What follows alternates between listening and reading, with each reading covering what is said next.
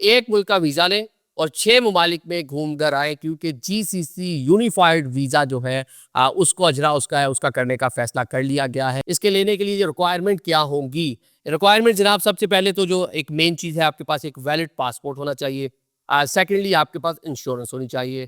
Thirdly जनाब, आपका कितना ट्रैवल है, आपकी कितनी ट्रैवल हिस्ट्री है, ये आपको सारी आपको मालूम होनी चाहिए। इसके लिए आप तैयारी-श्यारी कर दें अगर आपने वीज़ा अप्लाई करना है। और ये वीज़ा अप्लाई करने के लिए भी एक ऐप जो है इंट्रोड्यूस करवाई जा रही है, जहाँ पे ऑनलाइन आप जाके इसको अप्लाई करेंगे। आपको किसी ट्रैवल एजेंट की ज़रूरत नहीं है, मदद ले सकते हैं किसी से आप डेफ़िनेटली।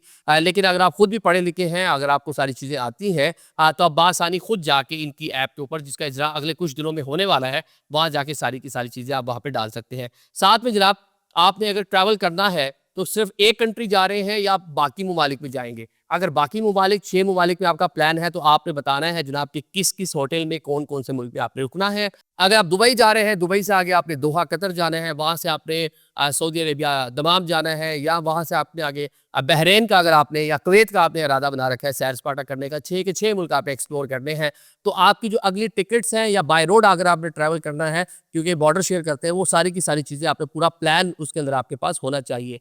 थर्डली जनाब, अगर फैमिली वीज़ा पे जा रहे हैं आप, तो फिर आपके पास एक प्रॉपर जो कह लें कि दावतनामा, कोई अगर आपका प्यारा जो आपको इनवाइट कर रहा है वहाँ से, वो आपको एक स्पॉन्सर्ड लेटर जो है, उसकी भी आपको रिक्वायरमेंट होगी। रिटर्न टिकट तो डेफिनिटली चाहिए ही होगा।